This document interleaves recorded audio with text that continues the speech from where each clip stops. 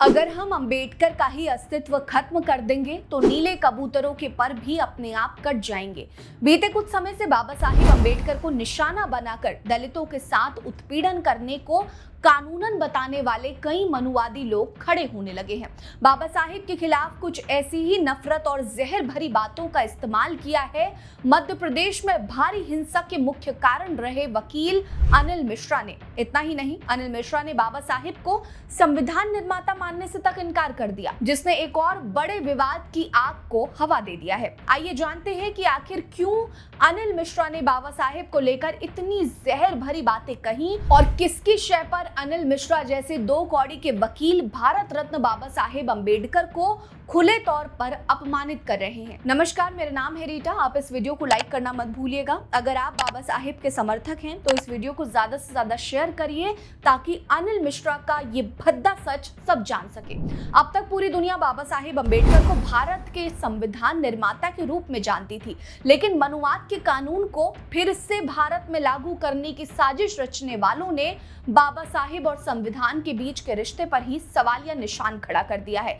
कुछ समय पहले बाबा साहेब के संविधान निर्माता होने पर सवाल खड़ा करने वाले अनिल मिश्रा ने फिर से विवादित बयान दिया। अनिल मिश्रा ने संविधान निर्माण में बाबा साहेब की भूमिका को नकारते हुए कहा कि सच तो यह है कि भारत का संविधान BR अम्बेडकर ने नहीं बल्कि बेनेगल नरसिंह राव यानी कि BN राव ने लिखा था। नीले कबूतरों ने अपनी ताकत बढ़ाने के लिए भीमराव अम्बेडकर को आगे कर दिया, जबकि भारतीय संविधान का इनिशियल ड्राफ्ट BN राव ने तैयार किया था। BN राव 1946 में गठित हुए संविधान सभा में कॉन्स्टिट्यूशनल एडवाइजर के तौर पर नियुक्त किए गए थे, जो पेशे से भारतीय सिविल सेवक यानी कि ICS न्यायविद और अंतर्राष्ट्रीय स्तर के कानून विशेषज्ञ थे। कहा जाता है कि बाबा साहेब ने 10 देशों के संविधान का अध्ययन किया था, लेकिन सच्चाई ये है कि BN राव ने संविधान की पहली ड्राफ्टिंग से पहले अमेरिका, ब्रिटेन, आयरलैंड और ऑस्ट्रेलिया समेत करीब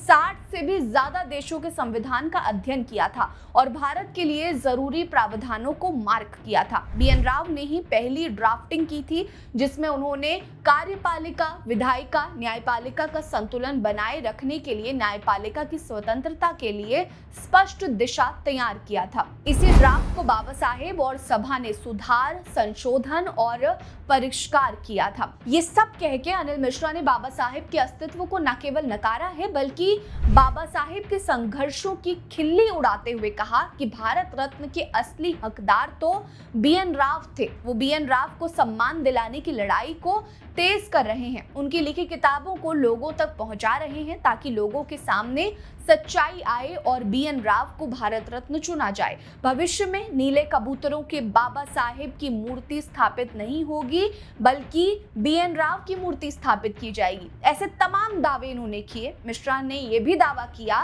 कि BN राव के लिए लड़ाई लड़ने में उनके खिलाफ 100 FIR दर्ज हो जाएं, उन्हें फर्क नहीं पड़ता है।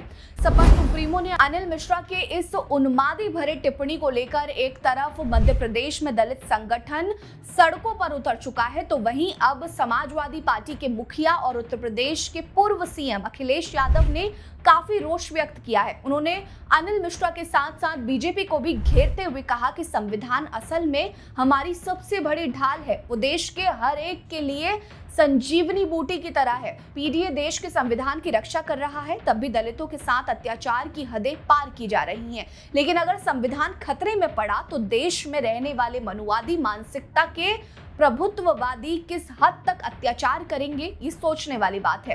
हैरानी की बात तो यह है कि बाबा साहेब, जिन्हें खुद देश के सबसे बड़े पद पर बैठे PM और राष्ट्रपति भी पूछते हैं, उनका सम्मान करते हैं, उनके बारे में अनिल मिश्रा जैसे वकील अपशब्दों का इस्तेमाल करने की हिम्मत कर पा रहे हैं, क्योंकि ये बाबा साहेब के ही संविधान की देन है। वरना पाकिस्तान या फिर किसी और देश में उस देश के भारत रत्न के बारे में अगर कुछ गलत कहकर देखें तो सही पता चल जाएगा कि कानून वाकई में किस चिड़िया का नाम है।